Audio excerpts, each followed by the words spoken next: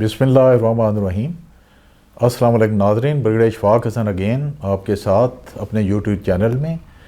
आपसे गुजारिश है कि अगर आपने ये चैनल को सब्सक्राइब नहीं किया तो उसको काइंडली कर लें और बेल आइकॉन के बटन को भी दबा लें ताकि आपको लेटेस्ट वीडियोस और वीलॉग मिलते रहें। आपसे गुजारिश है कि अगर आपको ये वीलॉग अच्छी लगे तो आप इसको आगे भी स्प्रेड करें ताकि दूसरे लोगों को भी इसका फ़ायदा हो और लोगों में अवेयरनेस क्रिएट की जा सके। आज के इस टॉपिक में मैं दो चीज़ों पे बात करूँगा और सीरीज़ वही है कि जो इल्ज़ामात फ़ौज पे एक कॉन्कॉक्टेड इल्ज़ामात लगाए जा रहे हैं एक प्री प्लान डिज़ाइंड एजेंडे के तहत। उसमें से एक ये भी है कि जो भी फ़ौजी अफसर कोई बेचारा बात करता है या सोशल मीडिया पे आता है तो उसको विदाउट एनी लिंकेज ये ताने दे दिए जाते हैं कि आपने 71 में मुल्क को 2 लाख कर दिया और वहाँ पे 30 लाख लोगों को आपने ज़िबा किया है और 2 लाख औरतों को रेप किया है। एक तो मैं इन दोनों चीज़ों को अहाता करूँगा इसमें। सबसे पहले मैं बात करता हूँ 71 कि मुल्क को 2 लाख कर दिया। मैं ये कहना चाहता हूँ कि हमसे वो बात पूछी जाती है, वो बात की जाती है जिसके हम ज़िम्मेदार नहीं हैं। मैंने 87 में 86 में फ़ौज में मैं आया और इसी तरह मेरे सीनियर हजरात जो हैं वो भी इस तरह 80 में आ गए होंगे। चीफ आर्मी स्टाफ साहब 80 में आ गए होंगे, 78 में आ गए होंगे। तो वो इस साने के बहुत बाद हम इस मुल्क की पैदावार हैं। हमने जो चीज़ की नहीं, जिसके हम ज़िम्मेदार नहीं, उस चीज़ का हमें ताना दिया जाता है, इंडिविजुअली दिया जाता है, एज ए डिपार्टमेंट के तौर पे भी दिया जाता है। देखिए, कौमों की ज़िंदगी में हादसात आते हैं और कौमें वही उठती हैं जो आपस में यूनिफाई होके सिनर्जी के तहत उठती हैं और सिनर्जी के तहत अपना जो फॉरवर्ड है अपना मोटो लेके चलती हैं और अपना कदम उठाती हैं। यहाँ पे उल्टा चक्कर है। हम जिस चीज़ के ज़िम्मेदार नहीं हैं हमें उस चीज़ का ज़िम्मेदार कहा जाता कि आप जवाब दें 71 में आप क्यों हारे। मैं तो नहीं हारा। मैंने अपनी पहली वीलॉग में आपको बता दिया। इस तरह मेरे बाकी जितने सीनियर हजरात हैं या साथी हैं, जूनियर हैं, जिन्होंने अपनी जानें इस मुल्क पे कुर्बान की हैं, वो आपको सिर्फ ये बता सकते हैं कि उन्होंने कभी पीठ नहीं फेरी, कभी पीछे गोलियां नहीं खाई, किसी महाज से वापस नहीं भागे, किसी महाज पे सरेंडर नहीं किया, लोगों को सरेंडर करने पे मजबूर किया है, बहुत सारे लोगों को। हमसे इस ताकत का पूछिए, हमसे इस यकीन का और इस कन्विक्शन का पूछिए। हमसे वो मत पूछिए जिसके हम जिम्मेदार नहीं हैं। हमें मत ताने दीजिए उस चीज़ के जिसके वक्त हम शायद अपने होशोवास में भी नहीं थे। और वो डबैकल जो है इट वाज अ कौमी सान है, मिलजुल के किया। उसकी पॉलिटिकल रीज़न है, उसकी सोशल रीज़न है, उसकी डिप्लोमेटिक रीज़न है जिससे वो हुआ। एक दिन में ये चीज़ें नहीं होती हैं। जो चीज़ें हमने नहीं की हमें उसका मत पूछें। हमें अभी पूछें कि हमने किस महाज से भागे हैं या हम किस मुश्किल वक्त में अपना बोर या बिस्तर समेट के बाहर भाग गए हैं। फिर हम मुश्किल वक्त में बोर या बिस्तर समेट के बाहर भाग गए। हम नहीं भागे। हमने लोगों को बकाया है, क्लीन अप किया है, अपनी नींदें हराम करके, अपनी जानें हराम करके आपके लिए सुकून और अमन और शांति लेके आए। ये तो वैसे ही है कि आप एक उस लिंकेज के तहत कि हम फौज हैं, हमसे उसका हिसाब मांग रहे हैं। इस तरह तो फिर मियां नवाज शरीफ साहब से, चौधरी शुजात हुसैन साहब से, तमाम मुस्लिम लीगियों से भी उसका हिसाब मांग लें कि मुस्लिम लीग को इन्होंने सही तरीके से नहीं चलाया, जिसकी वजह से 1951 में मुजीबर रहमान ने मुस्लिम लीग तोड़ के तो अवामी लीग बना ली। वहाँ पे जो बुनियाद बनी फिर बांग्लादेश का और उसकी वजह से बांग्लादेश बना। फिर तो ये रीज़न है। फिर तो ये रीज़न भी इनसे पूछा जाए, पॉलिटिकल एलीट से, सबसे, जैसे फ़ौज से पूछा जाता है। ये उसकी जिम्मेदार नहीं है पॉलिटिकल एलीट, लेकिन जैसे फ़ौज से पूछते हैं इनसे भी पूछे। हुसैन शहीद सहरवर्दी किसने अलहदा किया था, जिसकी वजह से एक तूफान मच गया था मशरक़ी पाकिस्तान में? उनसे किसने रिजाइन लिया? ख्वाजा नाज़मुद्दीन को किसने बरतरफ किया था, जिसकी वजह से फिर एक भूचाल आ गया? और 1958 की असेंबली को डिसॉल्व किया। उसके बाद आपको पता है कि रिचर्ड निक्सन अपनी किताब में लिखता है, रिचर्ड निक्सन ऑन ट्रायल, वो कहता है कि उस 23 मार्च में ढाका में पाकिस्तान परचम की बजाय बांग्लादेश के परचम मुजीबुर रहमान की रहायशगाह पे और तमाम ढाका में लगे। It was a foundation created at that time कि बांग्लादेश बन गया। उसमें पाकिस्तान आर्मी को ब्लेम मत ठहराइए। इतनी महरूमियाँ उनके लिए पैदा कर दी गई कि वो इस डिसीजन के लिए मजबूर हो गए। हमारा मसला ये है कि हम चीज़ों को स्नोबॉल बनाते हैं। पॉलिटिकल एलीट जो है इसको स्नोबॉल बनाती है, उसके बाद फ़ौज के हवाले कर देती है कि इसको जाके ज़रा सेटल कर दें। जो चीज़ें स्नोबॉल बन गई हैं वो सेटल कैसे हो सकती हैं? जबकि वहाँ की डेमोग्राफी आप देखें कि हर तरफ हिंदू फैला हुआ था, सारे teacher Hindu, 75% teacher Hindu, universities में हिंदू टीचर प्रोफेसर्स, सारे businessman almost 70% Hindu.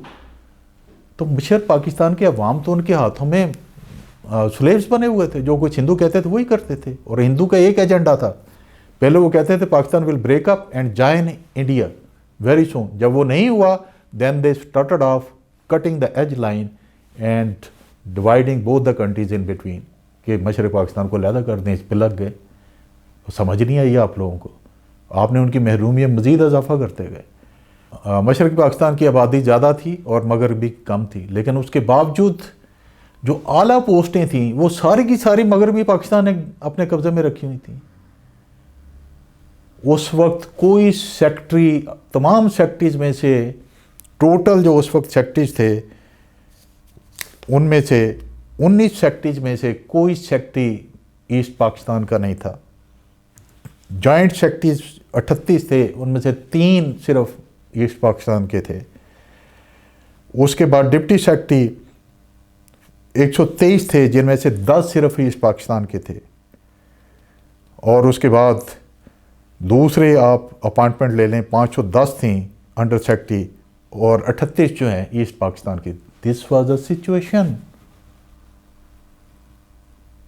This was a vertical and horizontal polarization जो क्रिएट हो रही थी वहाँ पे। आप उनकी मिजरीज में मज़ीद इजाफा करते जा रही थी।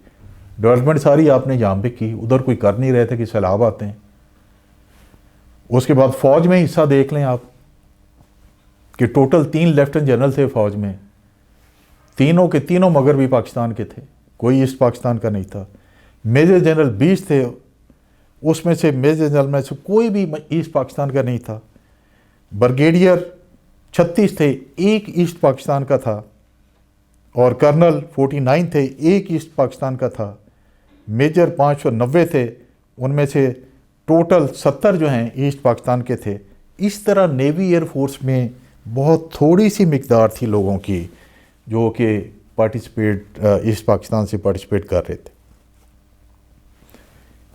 इन सब ने मिल के सिचुएशन को एक टर्माइल में तब्दील किया। और फिर जब इलेक्शन हुए, मेजॉरिटी पार्टी होते हुए भी आपने उनको इख्तियार मुंतकिल नहीं किया, असम्बली का अजलास तक बुलाने नहीं दिया, जिस पे उसने 6 निकात पेश कर दिए। और उसने कहा जी will go for the creation of Bangladesh, Mukti Bahini, India support, सब कुछ। इंडिया का एजेंडा मैंने बताया कि पहले ये था कि पाकिस्तान को 2 लख्त करना है, वापस मिलाना है। नहीं हुआ तो 2 लख्त करने पे आ गए। क्यों आ गए? जेन में वो बैठा हुआ था कि जो 800 साल मुसलमानों ने हुकूमत की है उसका बदला लेना है। वो नोशन जो बैठा हुआ था उसका बदला लेना है। उस नोशनल इनसाइट और उसके पीछे लग के उन्होंने ये सारा काम किया। और हम उसको बाइल करते गए सिचुएशन को अपने उससे। भट्टो साहब अड़ गए कि इधर तो मैं करूँगा, असम्बली का इजलास नहीं होगा, होगा तो टांगे तोड़ देंगे। याया को उधर लाड़काना में बुला लिया और उसको कहा कि इसको डिले कर दें, असम्बली इजलास मत बुलाइए आप। तो ये सारी साजिशें मिलके करते रहे पॉलिटिशियन यहाँ पे और चीज़ों को ख़राब करते गए। और जब चीज़ें पक गई, बहुत ज़्यादा हो गई, तो उसके बाद फिर फ़ौज को वहाँ पे भेज दिया गया, फ़ौज को वहाँ पे भेज दिया गया। अभी फ़ौज जब वहाँ पे गई है तो उसको एक मैंडेट दिया गया कि आपने वहाँ पे हालात को दुरुस्त करना है, वो ऑपरेशन करना है। जैसे कराची में हुआ, जैसे बलूचिस्तान में हुआ, ऐसे ही ऑपरेशन करना। लेकिन इंटरनल सिचुएशन काफ़ी वहाँ पे बिगड़ चुकी थी, इसलिए वो ऑपरेशन कामयाब नहीं हो सकता था। अगर आप समझते हैं एक फ़ौज वहाँ पे लड़के ईस्ट पाकिस्तान का दिफा कर सकती थी, टोटली इनकरेक्ट। जोगिंदर से कहता है कि अगर यहाँ पे नेपोलियन बोनापार्ट को भी ले आते तो वो भी शिकस्त से दो चार होता। दुनिया के बड़े बड़े जो स्ट्रेटजिस्ट वो यही लिखते हैं, 3 डिवीजन फ़ौज हमारी थी, 9 उनकी, आप क्या कर सकते हैं? आपके पास ना हथियार हैं, ना नेवी है, ना कुछ और है। एमोनेशन तक नहीं पहुंच रहा था, खाने को चीज़ें नहीं थी। इस हालात में फ़ौज लड़ नहीं सकती, सवाल ही पैदा नहीं होता। और वो आगा शाही लिखते हैं कि जब पूछा गया कि पाकिस्तान ने 13 दिन क्यों डिले किया, पहले क्यों नहीं गया सिक्योरिटी काउंसिल में, तो उन्होंने कहा जी भट्टो साहब ने कहा था कि इतनी जल्दी भी किया जाने की, चीज़ों को चलने दें। और जब आप गए हैं सिक्योरिटी काउंसिल में तो आपके अपने सीटों सेंटों के जो आपके एलआई थे, यूके, फ्रांस वगैरह, उन्होंने एब्सटेन किया। This a political failure again. और उसके बाद जब करारदाद आई फिर फेल किया, फिर आई तो भट्टो साहब उसको फाड़ के वापस आ गए, नोइंग वेरी वेल कि आपकी वहाँ पे स्ट्रेंथ क्या है। और जब आपने रखा हुआ था कि आप यहाँ काउंटर ऑफेंसिव करेंगे मगरबी पाकिस्तान में ताकि वहाँ से प्रेशर कम हो, और जब आपने इसको करने की कोशिश की तो अमेरिका ने आपको कहा कि do not escalate, let the UNO to settle the issue, और आप फिर उसमें गड़बड़ कर गए। इसमें फ़ौज को जब आपने पूरी तरह ट्रैप कर दिया, उसकी कोई जीतने के चांसेस नहीं थे। लेकिन बहुत बहादुरी से लड़ा हर बंदा। पढ़ें साम मानक शाह की किताब, उसके इंटरव्यूज़ पढ़ें कि he said he has never seen such a brave army fighting without weapon, ammunition and everything. पढ़ें कर्नल सुल्तान का वो ख़त जो उसने इंडियन कर्नल को लिखा था, फैसला गोली पे होगा। और 14-15 दिसंबर तक 12 में से सिर्फ 1 फोटो जसड़ जो फॉल हुआ था, 11 इंटैक्ट थे। उसके बाद साजिश करके सरेंडर करवा दिया गया। ये सरेंडर का लफ्ज़ हमारी ज़िंदगी में एक कलंक का टिक्का है। ये ना हमें चैन से बैठने देगा, ना आप लोगों को चैन से बैठने देगा कि क्या हमारे साथ ही यही कुछ हुआ है, हमारे साथ ही यही कुछ हुआ। और फ़ौज जो वहाँ पे थी 31,000, उसको 90,000 बना दिया गया। फिर कहते हैं कि 30 लाख लोगों को मार दिया, 2 लाख औरतों का रेप हुआ। उस पे जाने से पहले मैं ये बताना चाहता हूँ आपको, क्या हमारे साथ ये सिर्फ हुआ? और आज तक हम अपनी फ़ौज को ताने देते आ रहे हैं। वो फ़ौज जो अभी खड़ी हुई है जिसका उससे कोई तल्लक नहीं, जो अफसर जवान हैं जिनका उससे कोई तल्लक नहीं है, हमसे हमारा हिसाब मांगो। हमने कहाँ किस महाज पे आपको सर झुकाने पर मजबूर किया? जापान ने शिकस्त फाश खाई, सरेंडर किया, 8 साल के बाद फिर खड़ा हो गया। क्यों खड़ा हुआ? उन्होंने अपनी फ़ौज को गालियाँ नहीं निकाली कि आपने सरेंडर कर दिया। उन्होंने एक नए अज़म के साथ कि हमने फिर अजीम कौम बनना है, आगे बढ़े, मिल के बढ़े, और बन गए। जर्मनी ने 2 दफ़ा सरेंडर किया, दोनों दफ़ा उन्होंने अपनी फ़ौज को गालियाँ नहीं निकाली कि आपने सरेंडर क्यों किया। उन्होंने कहा कि हम एक अजीम कौम है, एक अजीम कौम के तौर पे हमने फिर उभरना है। यूरोपियन यूनियन में आफ्टर यूके सबसे पावरफुल है जर्मनी अभी, अपनी इकोनॉमी में, बाकी हर चीज़ों में भी। अमेरिका ने अपनी आज़ादी से लेकर अभी तक 73 साल जंग लड़ी है। उस 73 साल में से अमेरिका ने 1 जंग जीती है और बाकी सब में शिकस्त खाई है। कोई है जो अमेरिकन फ़ौज को वहाँ पे लिख रहा है या कह रहा है, गालियाँ दे रहा है कि आपने इस कौम का नाक कटवा दिया, आपने ये कर दिया? Look at the humiliating defeat they have seen in the Afghanistan and tested in the Afghanistan. कोई बात कर रहे हैं इस पे? सारे अपनी फ़ौज को एलिवेट कर रहे हैं, डिमोरलाइज नहीं होने दे रहे, ऊपर उठा रहे हैं। सेंटर ऑफ द ग्रेविटी होती है फ़ौज, नीचे बैठा देंगे टूट जाएगी। जब सेंटर ऑफ ग्रेविटी टूटती है हर चीज़ पाश पाश हो जाती है। इन सब के बावजूद देखिए अमेरिका में जाएं आप, हर एयरपोर्ट पे सेपरेट काउंटर लगा हुआ है फ़ौजियों के लिए, हर मॉल में सेपरेट काउंटर लगा हुआ है, हर आप बैंकों में चले जाएं सेपरेट काउंटर लगे हुए हैं। This is a respect they are giving to their फौजिस। हम इतने ऑपरेशंस करने के बावजूद, सक्सेसफुल करने के बावजूद, हम रोज़ाना उठते हैं इतनी बैशिंग होती है हमारी कि घर आके मुंह नीचे झुका के लेके आते हैं। हमारे बच्चे हमसे सवाल करते हैं कि बाबा आप लोगों ने क्या गलतियां की हुई हैं, आप तो सीना उठा के 2 दफ़ा मरते हुए बचे हैं, आपको क्यों ऐसा कहा जा रहा है। हमारी आंखें खामोश हो जाती हैं। इसलिए खामोश हो जाती हैं, कौम तो साथ है लेकिन कौम का कुछ हिस्सा हमारे साथ नहीं। कि यूनान में अलेक्जेंडर ने परसिपोलिस को तबाह बर्बाद कर दिया, आग लगा दी। क्या यूनानियों ने उसको पूछा? क्या यूनानियों ने उसके पीछे गालियां निकाली? जब उन्होंने सारे सफारतकारों को कत्ल कर दिया, क्या यूनानियों ने उससे पूछा? क्या फोबस ने जब 1 साल से लेकर 90 साल के उम्र तक के सारे बंदों को कत्ल कर दिया, क्या उनके पीछे जुलूस निकले या उनके पीछे कुछ हुआ? नहीं हुआ। क्या अमेरिका और रेड इंडियंस के दरमियान जो कुछ होता रहा 50,000 स्क्वायर किलोमीटर का चक्कर, क्या अमेरिकियों ने अपनी फौज को ये सारी मर्ताने दिए? जो एक कत्लेआम वहां पे होता रहा वो उसके क्वेश्चंस करते रहे? या आयरलैंड और यूके का जो चक्कर चल रहा है उसके दौरान जो किलिंग हुई हैं उसके ऊपर कहानियां लिखी जाती हैं, फेक न्यूज़ चलती हैं, डिज़ाइंड किस्म के एजेंडा उसके बाद आता है? नहीं आता है। वो कौमें हैं और उन कौमों ने मिल के ये सारी सक्सेसेस अपनाई हैं, तभी वो हुकूमत कर रही हैं आजकल। ये अभी मैं आता हूँ जो दूसरा इल्ज़ाम है ईस्ट पाकिस्तान के बारे में फ़ौज पे लगा हुआ, जो बहुत जिसको प्रोपेगेट किया गया कि 30 लाख लोगों को वहाँ पे मार दिया और 2 लाख औरतों का रेप किया। एक तो मैं ये बता दूँ, कोई मुसलमान औरत का रेप, कुछ लोग तो शैतान होते हैं लेकिन इतनी बड़ी तादाद में out of question, out of site है। ये प्रोपेगेट किया गया, फैब्रिकेट किया गया, it is a concocted figure. मैं इसको साबित करता हूँ। वहाँ पे पाकिस्तान में जो पाकिस्तानी फ़ौज थी वो अबाउट 34,000 थी और उनमें से मेजॉरिटी जो है वो बॉर्डर पे डिप्लॉय थी। एक किताब लिखी है डॉक्टर जुनैद साहब ने, creation of Bangladesh myth exploded, कोई 4 साल पहले उन्होंने उसका वो इशात की है उसकी। उसमें उन्होंने बड़ी रिसर्च की है, वो आप लाजमी पढ़ें। और उसमें जितने रेफरेंसेस दिए हैं वो सारे बांग्लादेश और इंडियन बुकों के दिए हुए हैं और उनके कमीशंस के दिए हुए हैं।